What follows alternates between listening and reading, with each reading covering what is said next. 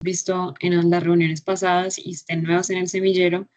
Pues yo soy Antonia Delgado, soy la directora del eje académico y esta es una charla que hace rato pues queríamos hacer con el semillero, que es unirnos a otro de los semilleros que hay en la universidad, que es el semillero de investigación y educación en genómica humana. Por eso tenemos aquí a la doctora pues Juliana Lores, que es la tutora de los que ya les van a exponer ahorita, y que les vamos a dar una charla muy interesante que se llama Genómica y su aplicación en el asesoramiento reproductivo. Entonces, pues nada, pueden empezar.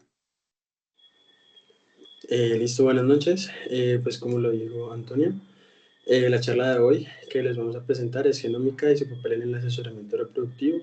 Mi nombre es Camilo Cepeda, soy de 10º semestre y mi compañera Sara Sánchez es del 9º semestre. Les vamos a presentar este interesante tema. Entonces, vamos a empezar con un poco acerca de la introducción a la genómica reproductiva y empezamos con unas definiciones. Lo primero es que la genómica es un campo interdisciplinario que se centra en el estudio de los genomas, que son un conjunto completo del material genético de un organismo. Es un estudio sistemático de las secuenciaciones completas del ADN de los organismos. Este campo de la genómica ha evolucionado significativamente desde el análisis que antes se hacía de genes individuales hasta la investigación de miles de genes simultáneamente, permitiendo una comprensión más amplia de la estructura, de la función y evolución de los genomas. La otra definición que les tenemos es la atención preconcepcional. Según la OMS, se define como la prestación de intervenciones biomédicas, conductuales y de salud social para mujeres, para parejas, antes de la concepción, con el objetivo de mejorar la salud materno-infantil tanto a corto como a largo plazo. Esta atención preconcepcional aborda las barreras que pueden afectar negativamente la fertilidad o el embarazo y evalúa el bienestar general, el historial médico, quirúrgico, social y el comportamiento, las medicaciones, los riesgos laborales y los riesgos educativos. Entonces, el avance de la tecnología genética molecular en la última década, como lo había mencionado, ha permitido un uso más amplio de las pruebas genéticas, tanto para el diagnóstico como para el tratamiento de pruebas presintomáticas. Y estas pruebas se han utilizado de forma extensiva a la posibilidad de realizarlas en personas que no tengan un riesgo previamente conocido, lo que ha llevado a que haya un aumento de su utilización en la planificación del embarazo, ofreciendo a los padres la información sobre los riesgos de tener un hijo con un trastorno genético. Entonces, el análisis genético se puede implementar en cualquier etapa de lo que se llamaba el viaje reproductivo, que son estos 4 puntos. La primera etapa es la preconcepción. En esta etapa es para detectar portadores genéticos de enfermedades frecuentes, como lo son la fibrosis quística, como son la hemofilia, como es el síndrome de X frágil. La preimplantación para asegurar la transferencia de embriones sin alteraciones cromosómicas ni de secuencia detectables, disminuyendo el riesgo de una enfermedad monogénica, como lo puede ser la distrofia muscular de Duchenne, las aneuploidías, como el síndrome de Down, o enfermedades estructurales como el síndrome de George o el síndrome de Prader-Willi. La otra etapa del viaje reproductivo es el diagnóstico prenatal. El análisis genético también es útil para el diagnóstico antes del nacimiento de este tipo de embarazos, sobre todo en embarazos de alto riesgo. Y en este punto se utilizan las pruebas para el diagnóstico de condiciones en el embarazo durante todo el tiempo del embarazo. El cribado neonatal, que es el último punto de este viaje, de enfermedades comunes y susceptibles de tratamiento, análisis genéticos personalizados como el análisis de un solo gen para enfermedades monogénicas y paneles genéticos o la secuenciación completa del exoma para enfermedades complejas o que son clínicamente inespecíficas. En esta revisión nos vamos a centrar en estas dos primeras señaladas, en estas dos pruebas que se pueden realizar en estas etapas del viaje reproductivo, la preconcepción y la preimplantación. Esperemos que en unas futuras charlas podamos hablar sobre las pruebas que se pueden utilizar en el diagnóstico prenatal que es un campo mucho más amplio. Bueno, empezando con las pruebas preconcepcionales, que es uno de los puntos que vamos a tratar.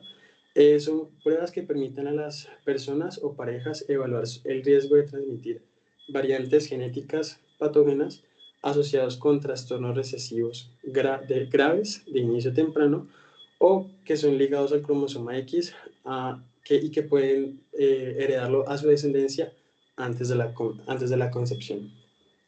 El uso de estas pruebas disminuye el riesgo de un nacimiento de un hijo con discapacidad o de un aborto. Esto le permite a los futuros padres tomar decisiones reproductivas informadas. Entonces, para esto vamos a recordar que si tenemos dos parejas, en este caso en condición de heterocigotos, que son portadores de una variante patogénica, ellos tienen un riesgo alto de un 25% de probabilidades de tener un hijo con alguna de estas enfermedades. O el otro punto es que si la madre es portadora de una variante patogénica en un gen causante de una condición ligada al X, puede tener un riesgo inclusive mayor, ya que al tener dos cromosomas X, una copia de la variante patogénica y la otra copia es una copia normal, durante la meiosis cada hijo tiene una probabilidad del 50% de heredar un cromosoma X que contiene pues una variante patogénica. Entonces, ahora bien, pues aquí tenemos que para los hijos varones que heredan una variante patogénica, la probabilidad de ser afectados por la condición es del 100%, ya que al ser varón es un individuo que tiene un cromosoma X que es heredado de la madre y un cromosoma Y que es heredado del padre. Por otro lado, las hijas que heredan esta variante patogénica serán portadores como su madre y generalmente no presentan síntomas clínicos debido a la inactivación de uno de los cromosomas X, aunque en algunos casos raros también se pueden presentar síntomas de eso. Entonces, el objetivo principal del cribado de portadores es identificar a personas asintomáticas que son portadores, valga la redundancia, de variantes asociadas a enfermedades genéticas. Se puede hacer a través de diferentes enfoques. Tenemos estos tres enfoques. El primero es un cribado basado en etnia. Se usa este tipo de pruebas y se ofrece más que todo de acuerdo a una población específica a la que pertenezcan unas personas. Las más conocidas son las poblaciones de los judíos ashkenazis, que son poblaciones que conocen su origen étnico. Y cabe resaltar que este tipo de pruebas no se ven y no se ofrecen en nuestro país. El otro es el cribado estándar de portadores, específicamente para unos genes puntuales realizados sobre todo con unos genes que causan cierta enfermedad, que es de un inicio temprano, que no tienen un tratamiento. Más adelante vamos a hablar sobre cuáles son una prueba preconcepcional ideal. Es una prueba que no abarca todos los genes y que tiene ciertas características. El tercero es el cribado ampliado de portadores. Tiene un enfoque amplio al cribar diferentes enfermedades genéticas, independientemente del origen, basado en exomas, y pues idealmente se realiza antes de la concepción, y pues al ser como uno de los estudios más amplios, tiene unas ventajas y tiene unas limitaciones. Las ventajas es que no depende de una precisión de una ascendencia declarada.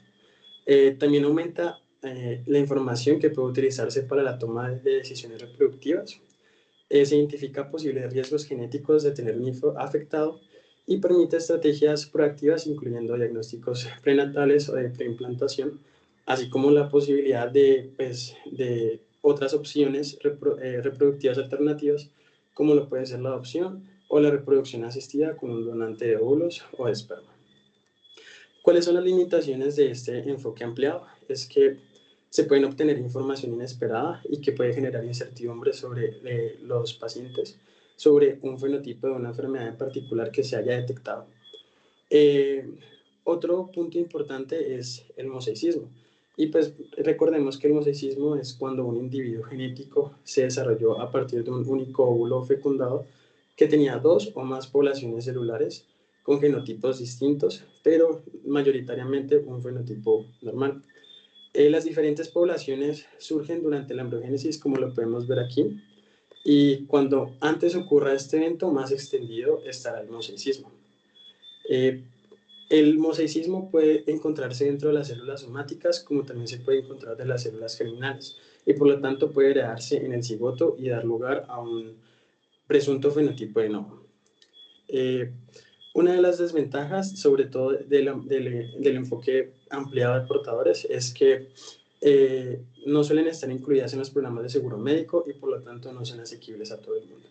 Entonces, para esta prueba es un asesoramiento genético detallado tanto antes como después de estas pruebas de detección ampliada. Es esencial para que los pacientes comprendan la amplitud y los resultados potenciales, reales y las limitaciones.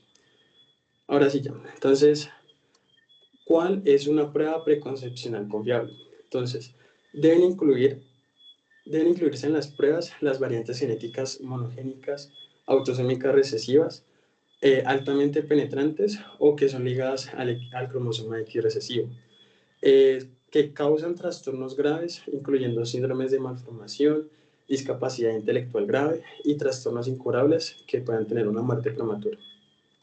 Se recomienda limitar una prueba preconcepcional confiable, es una que limita el número de genes analizados a los genes de las enfermedades raras más comunes y las que son mejores estudiadas y aquellas variantes que puedan clasificarse satisfactoriamente asociados a la enfermedad pues en vez de incluir tantos genes como sea posible. ¿Y por qué se hace esto? Ya que si una persona se hace pues un cribado ampliado, pues detecta todas el estado del portador. Entonces, cada persona puede ser portador de al menos unas pocas variantes patogénicas, las cuales en su mayoría son ultra raras, sobre todo en genes que son muy poco estudiados y que tienen muy poco conocimiento sobre la enfermedad. Y muchos de estos genes en realidad no afectan la calidad de vida y podrían predecir futuros trastornos en la vida adulta, pero que en realidad no tienen que ver con el embarazo. Entonces, ¿qué pruebas, qué evidencia tenemos? Aquí les traigo un estudio. Este es el estudio NextGen, que formó parte del Consorcio de Investigación Exploratoria de la Secuenciación Clínica del Instituto Nacional de Investigación del Genoma Humano. Y este es un estudio que permitió comprender mejor cómo diseñar programas clínicos para el cribado de portadores basado en la genómica y orientar la investigación en los servicios de salud para generar investigación y datos adicionales. Entonces, el estudio NextGen investigó el uso de la secuenciación genómica para la detección ampliada de portadores preconcepcionales con el fin de facilitar la toma de decisiones reproductivas. Se incluyeron mujeres que ya previamente se sometían a la detección clínica de portadores preconcepcionales, sobre todo con mayor frecuencia para la fibrosis quística. Durante el periodo 2004-2007 se inscribieron mujeres interesadas en una consulta presencial con un asesor genético. Los participantes se les realizó un grupo control a los cuales se les realizó la secuenciación, mientras otros no se les realizó más pruebas. Dentro de lo que se encontró y dentro de ya pues de las lecciones aprendidas, entonces al principio la importancia de la autonomía del paciente y los desafíos lógicos, entonces permitía en este estudio se permitía a los pacientes elegir los resultados, de elegir qué resultados recibir y cuáles no, pero la personalización de esto pues representaba complejidades logísticas. Lo otro es que el impacto del cribado en la salud mental y la eficiencia del proceso. Los resultados del estudio mostraron que el cribado basado en genómica no incrementó la ansiedad, ni la depresión, ni el uso de servicios de salud mental en pacientes sin alto riesgo. El otro punto es que la equidad en el acceso a las preocupaciones sobre las disparidades de salud. El estudio identifica un problema clave en la implementación del cribado. Su accesibilidad es deficiente para personas de bajos ingresos y pues la necesidad de más investigaciones para optimizar la implementación del cribado. A pesar de pues, los hallazgos positivos del estudio, persisten muchas preguntas sobre la mejor manera de implementar un cribado de portadores basado en genómica.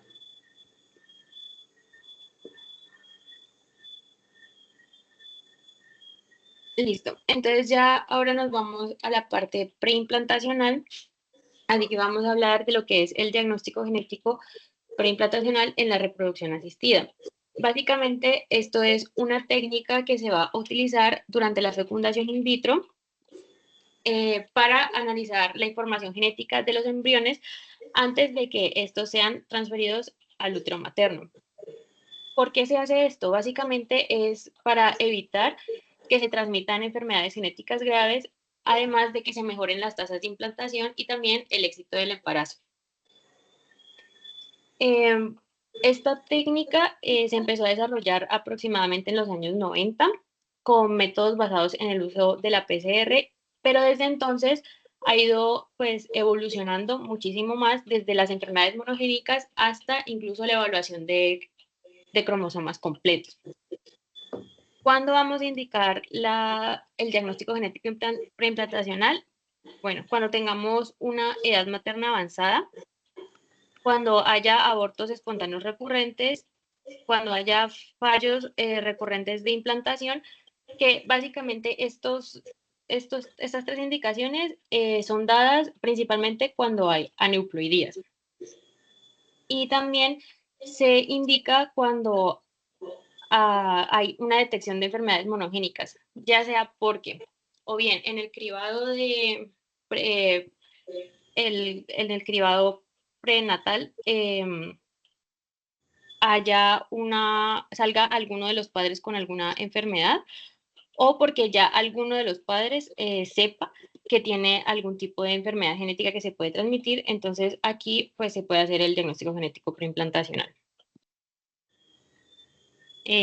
Siguiente, por favor.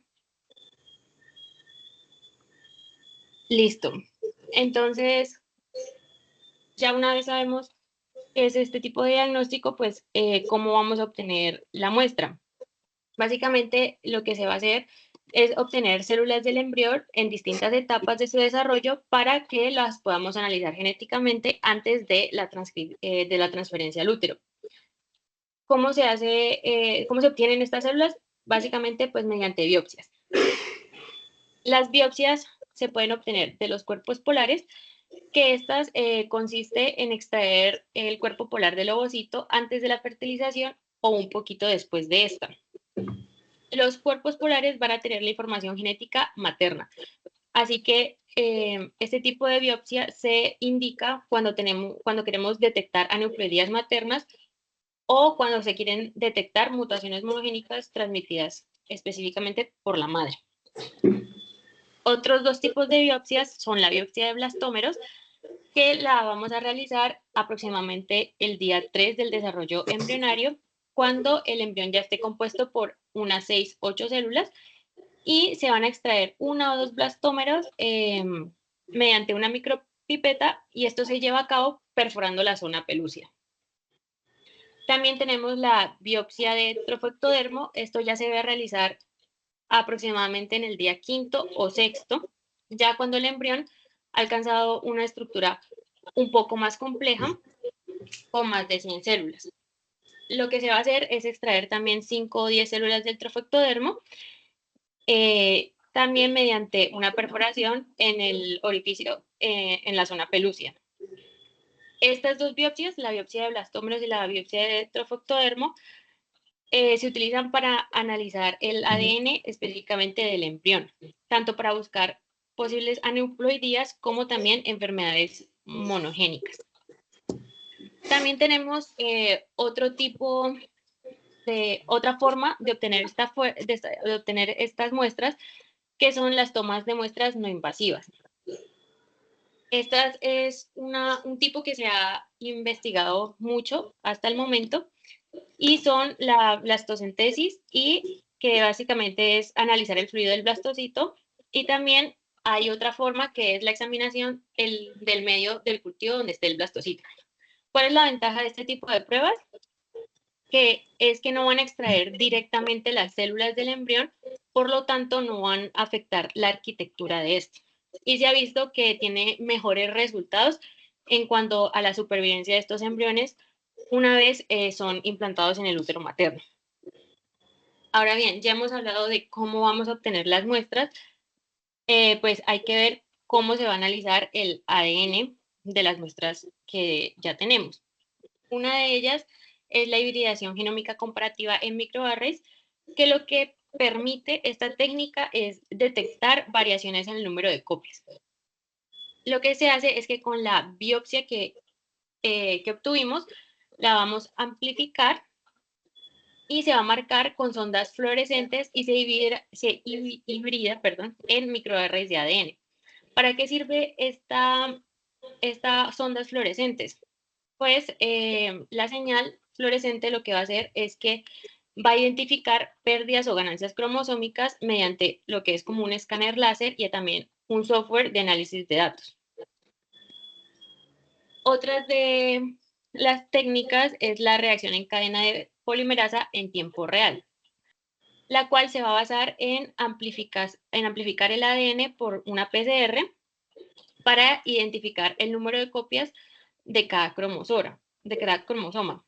Y va a comparar los amplicones específicos del locus de ese cromosoma con un gen de referencia, pues que sea exactamente de ese mismo cromosoma analizado. Por último, tenemos las técnicas basadas en secuenciación, que ya son un poco las técnicas más avanzadas que tenemos en el diagnóstico genético preimplantacional. Y aquí se determina el tipo de secuenciación que se va a realizar según la indicación que tenga el diagnóstico preimplantacional. Listo. Siguiente, por favor. Bueno, en cuanto a la edición genética, tenemos que esta edición del genoma se basa en nucleasas dirigidas, como lo es el CRISPR-Cas9, la cual es una herramienta de edición genética que lo que va a permitir es modificar secuencias específicas del ADN. ¿Cómo se hace esto? Pues mediante la inducción de cortes muy precisos en el genoma para posteriormente repararlos. ¿Qué obtenemos mediante esta edición? Básicamente es que podemos corregir enfermedades monogénicas y por tanto evitar que éstas se produzcan. Digamos que esta técnica de edición es una posibilidad para un futuro. En el momento esto no se está haciendo, solamente se está planteando en la investigación. Y cabe resaltar, y muy importante, es que esto está estrictamente prohibido a día de hoy por todas las implicaciones éticas y sociales que pueden traer, que es el siguiente tema del que voy a hablar. Siguiente diapositiva, por favor. Entonces, ya adentrándonos un poco en la ética de todo este tema, básicamente, seleccionar embriones mediante el diagnóstico genético preimplantacional va a plantear muchísimos dilemas bioéticos. Uno de ellos, importante, es que este tipo de tecnologías lleve a que se haga una selección de características, lo que podríamos decir que puede llevar a que se creen bebés a la carta. ¿A esto a qué me refiero? Bueno, que ya no sea solo elegir embriones que no tengan enfermedades o algún tipo de mutación, sino que se elijan embriones con características específicas. Es decir, si los progenitores quieren un bebé que tenga los ojos de un color en específico, tenga una altura en específico o ciertas características físicas en específicos, pues puedan llegar a tenerlos y no centrarse solo en lo que es evitar que haya enfermedades. Básicamente esto lo que va a generar es preocupación, ya que nos estamos cuestionando cosas como la equidad, la discriminación y posiblemente la desvalorización de otras personas con discapacidades. Otra implicación importante a tener en cuenta es el acceso desigual a estas tecnologías genéticas. ¿Por qué? Pues la disponibilidad y el costo de estas técnicas puede estar fuera del alcance de muchísimas familias, lo que lleva a que haya desigualdades tanto sociales como económicas.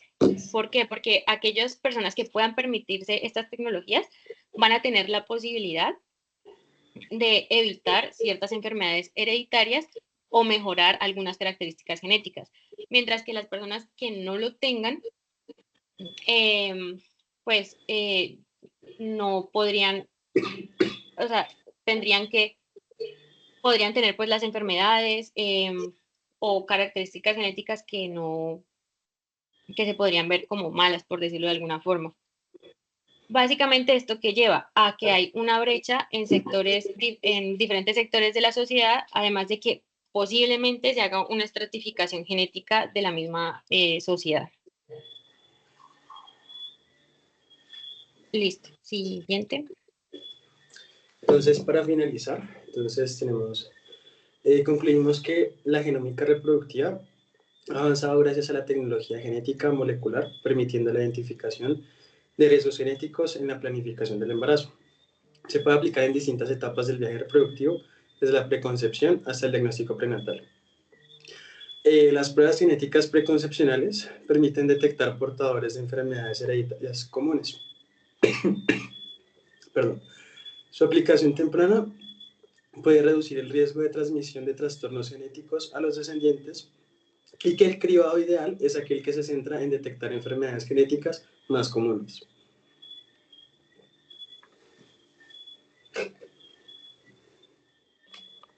Listo, ya en cuanto a la parte preimplantacional, pues estos diagnósticos han evolucionado, mejorando así la selección de embriones que estén libres de las enfermedades genéticas graves, por lo que se aumenta la tasa de implantación y también reduce fallos recurrentes en los embarazos.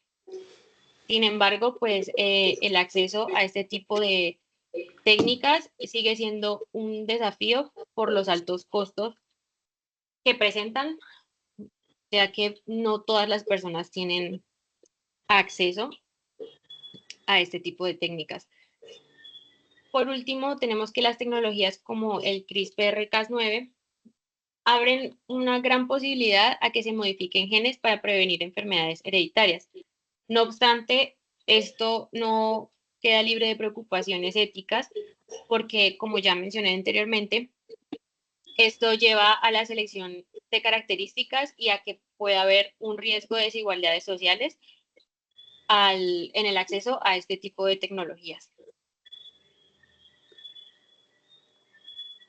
Y listo, muchas gracias.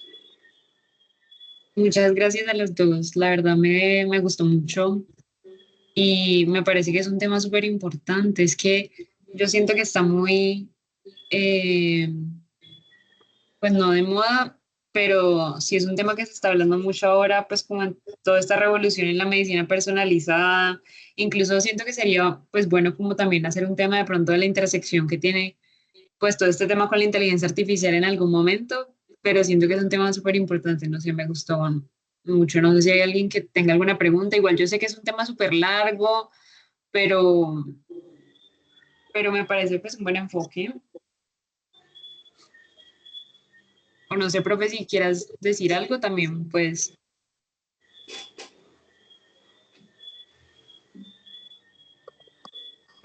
Hola a todos nuevamente. Bueno, felicitar pues a Camila y a Sara por el trabajo que hicieron con esta ponencia. Este es un tema que la verdad es súper interesante y que lastimosamente todavía pues es muy poco conocido y tal vez incluso muy poco conocido por nosotros mismos los médicos, ¿cierto? El campo de la salud. Y aún más pues por los y las personas de estas tecnologías. Importante aclarar que lo mencionaron, pero ninguna de estas, digamos que alternativas de diagnóstico que hablamos hoy, todo lo que tiene que ver con diagnóstico preconcepcional y preimplantacional, está excluido de las pruebas, digamos, aprobadas por el Plan Básico de Salud. Digamos que muy de vez en cuando uno puede hacer que se dé la autorización, por ejemplo, de cariotipos preconcepcionales, sobre todo si hay antecedentes de abortos, o de algunas pruebas ya muy puntuales cuando tenemos antecedentes claros en la familia, cuando ya tenemos un diagnóstico claro en la familia. Pero de resto, digamos, si es una pareja sana, sin muchos antecedentes y que igual quieren acceder a estas pruebas, pues hay que hacerlo de manera particular y pues el costo claramente que es elevado, no se hace en cualquier laboratorio y bueno, eso obviamente que dificulta mucho el acceso a estas pruebas.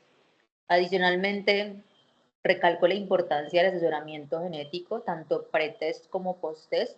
Como lo mencionaban Camilo y Sara, esos estudios se hacen con muchas diferentes técnicas, son muy diferentes cada uno de los otros, no se ofrecen en cualquier institución, incluso no todas las clínicas reproductivas o de fertilidad los ofrecen. Entonces, un acompañamiento adecuado de un genetista pues es fundamental. Lastimosamente, este acompañamiento es bastante infrecuente que lo tengan esas parejas. La mayoría de clínicas de fertilidad no tienen dentro de su staff a genetistas, lo que obviamente dificulta ese asesoramiento y se da para pues inconvenientes usualmente después, porque nuevamente una aclaración importante, por ejemplo, de hacer cuando uno está haciendo estas pruebas es el alcance de las pruebas, lo que me alcanzan a detectar, lo que podemos, digamos, conocer con esas pruebas y todo lo que no podemos conocer con estas pruebas. Tal vez sea lo más importante de resaltar en el asesoramiento. Entonces, ahí considero que es muy importante pues apoyarnos. Acuérdense que trabajar de manera multidisciplinaria o interdisciplinaria pues es lo ideal. Y sí, me gustaría que así como hicimos esta ponencia, pues hagamos una después que sea enfocada al diagnóstico prenatal, porque claro, eso es un tema aparte, también largo, que vale la pena también darle como un enfoque importante, sobre todo porque es una opinión tal vez muy personal, pero muy pocos profesionales de la salud, incluso ginecólogos, obstetras, perinatólogos, entienden, digamos, con unos buenos fundamentos toda la complejidad del diagnóstico prenatal, lo que podemos hacer, lo que no podemos hacer, los alcances, digamos que en general estas cosas. Entonces, me parecería también súper chévere y los invito a que se animen para que hagamos esta en un futuro cercano. No sé si de pronto alguien pues tenga alguna pregunta puntual de pronto que yo pueda resolverles. Si no, pues gracias a todos por la atención. Súper, profe, una. Voy a tener en cuenta lo que me dices del diagnóstico prenatal. Siento que sí es importante. Y si, no sé si tienen alguna pregunta, anímense. Igual si, no sé, les surge después o la quieren que la anotemos, también pues si quieren me dicen, lo mandan por el grupo y miramos también para tenerlo en cuenta en otras, pues, ponencias. Pero si no, aprovechen de una vez que está la doctora. Alguno de los que, no sé, que se haya conectado.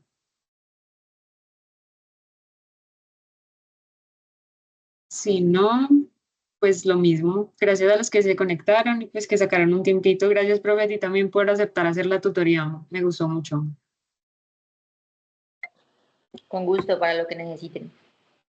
Listo. Bueno, entonces damos por terminada pues, la reunión. Chao, que estén bien. Muchas gracias, hasta luego. Bien, hasta luego. Muchas gracias. Gracias. Muchas gracias, hasta luego. Gracias, hasta luego.